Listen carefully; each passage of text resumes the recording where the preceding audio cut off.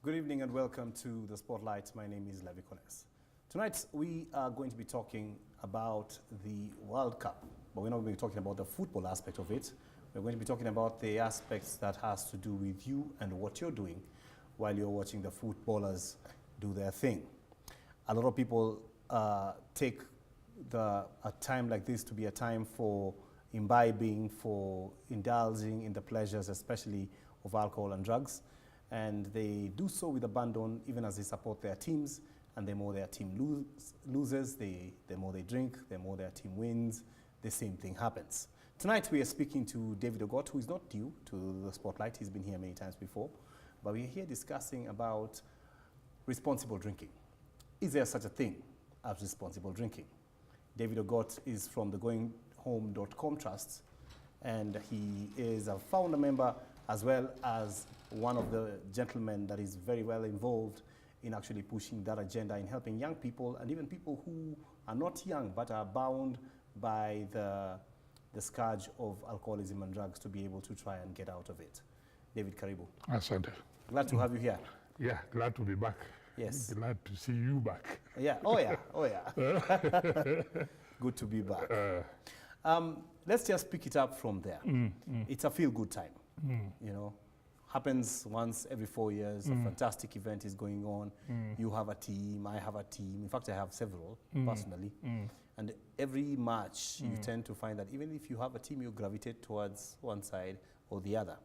But along with it, it brings about these feelings of we want to get together, we want to have a good time, we want to get high. Is it surprising? Well, I'm not a football fanatic myself. So I usually say I watch like news summary when they do all the briefs. So that when you're a boring guy. So when guys are talking, did Yeah. you see that goal? Yeah, I just get them all in the summaries. I can say, yeah. No, but essentially it is either in a social place like a bar or a club, or you know, you pick somebody's house and say, but it's all connected with, as you said, alcohol and other drugs. Yes. Though chiefly alcohol. Yes. So it's like that is part of the World Cup. And the more the alcohol, the better. So as you said, your team is losing, you drink. Your team is winning, you drink. And a lot of injuries, family breakups, and a lot of other disasters come along with the World Cup, chiefly because of the high alcohol consumption and other drug That's use. right. And you know, there's a lot of advertisement during this time. A lot of it even by the, you know, alcohol companies. Lately, the tobacco one seems to be getting a bit of a hit, but advertising has been there quite a bit, centered around this. If you don't see it, actual advertising, you're going to see it somewhere in the stadium. Yes. When they, you know, take a shot of the fans, you will see them Yes. with their beers and their Yes. drinks and all that kind of thing. Yes. And the message that the makers of this particular kind of things keep pushing is responsible drinking, responsible drinking. Is there such a thing as responsible drinking? Actually, that was a very good question you asked. Is there such a thing as responsible drinking?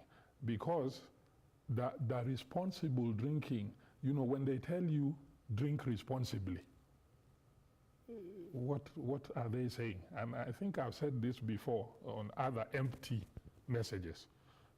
Empty messages, it seems like you're actually saying something, and we have a whole, and you see the alcohol companies came up with this whole responsible drinking program, you know, where they train you, and you know that we don't want you drinking irresponsibly, and we have a responsible drinking program, and we want everybody to drink responsibly. And yet, when you listen to all those programs, you're not being told what.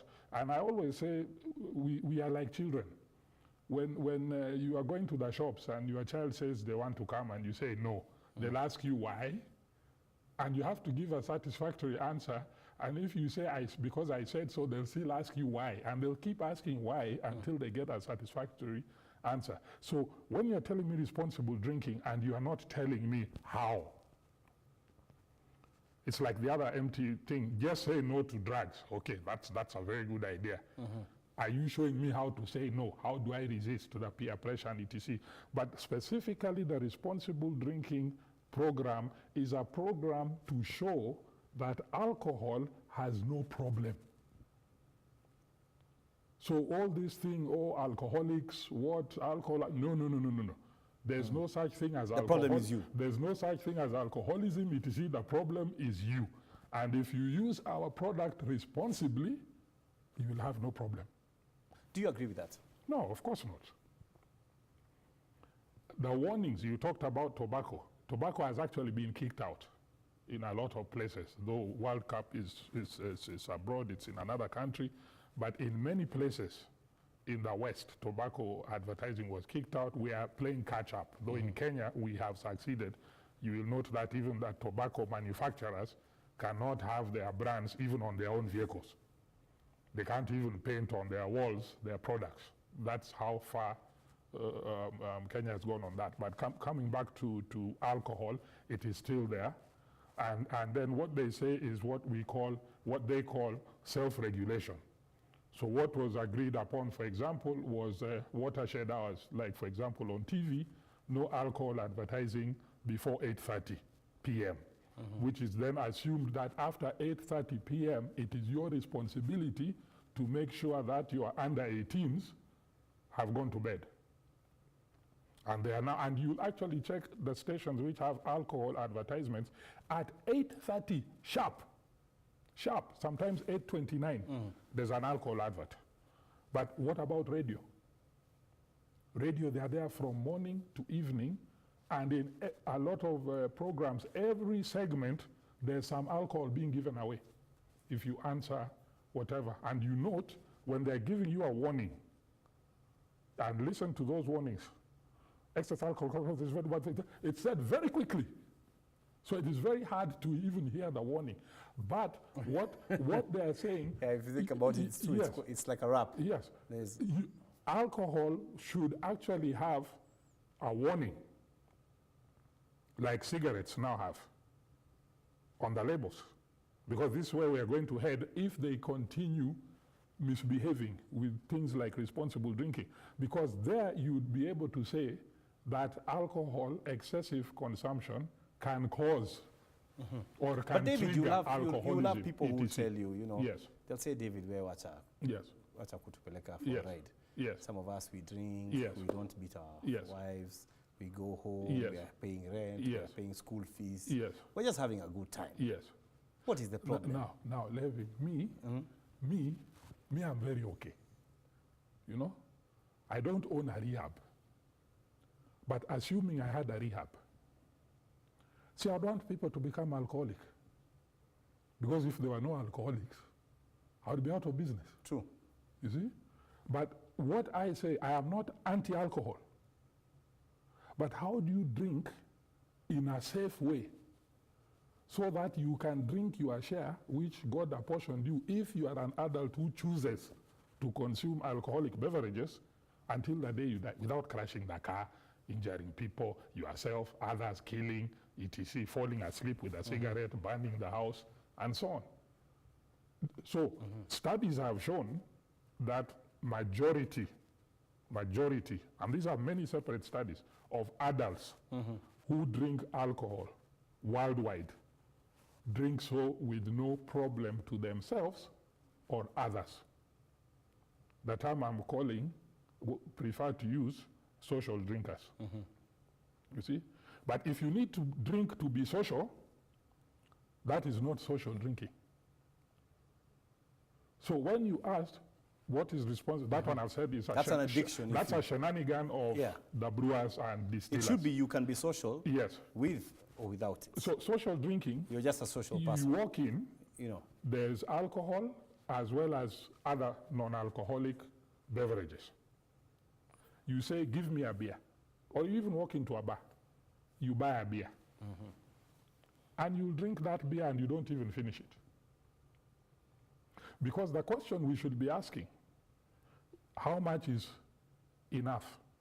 And of course it varies per person.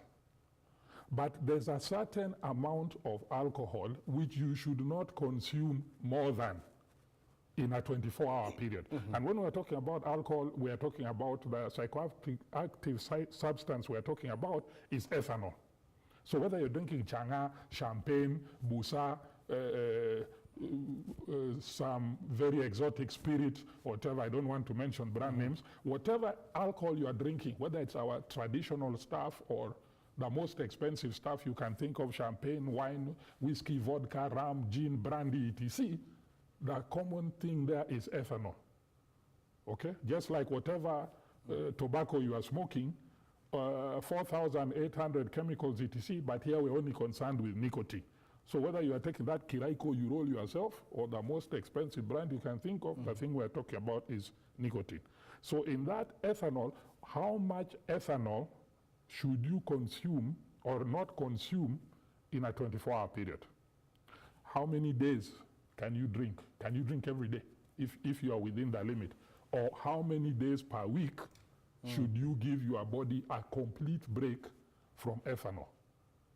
And this was actually calculated, and in an article which was done by, I think, AAR, many years back, it works out with a brand of alcohol which everybody understands. If it's beer, 2 Tuskers for men, or 2 tots of spirits, or 2 glasses of wine. Those contain approximately the same amount of ethanol. So if you're a wine drinker or you're a beer drinker or a spirit drinker. That's what I think even the NTSA used it as a cap for what would be the limits. Yes, and that's what gets you a 0 point whatever level that breathalyzer measures. Now, when was the last time you saw somebody taking 2, and all that is half for women?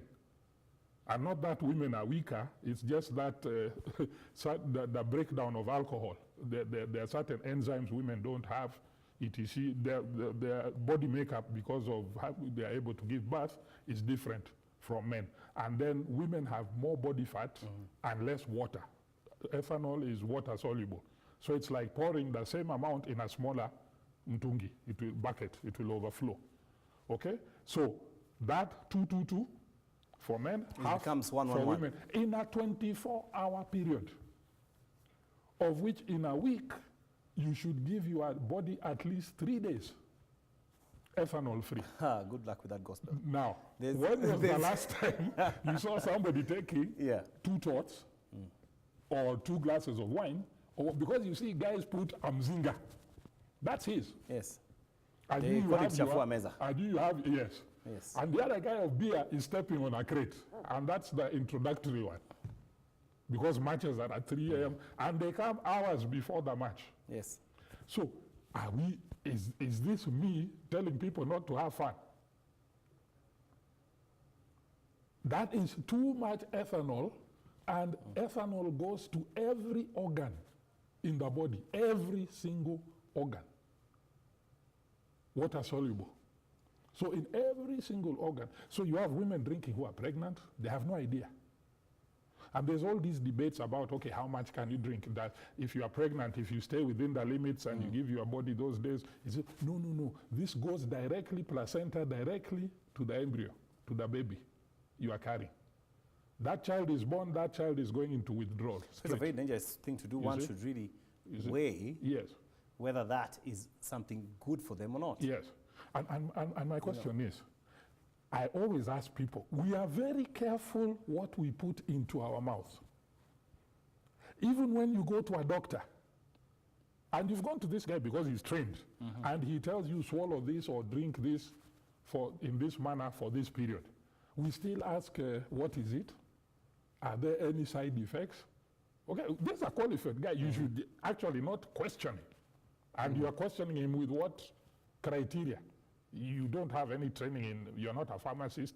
But anything going, we go to a Chinese restaurant, we go to another culture, you give me food. People sometimes, I ask what's in it. Yeah, sometimes from Central Province were being taught how to eat fish.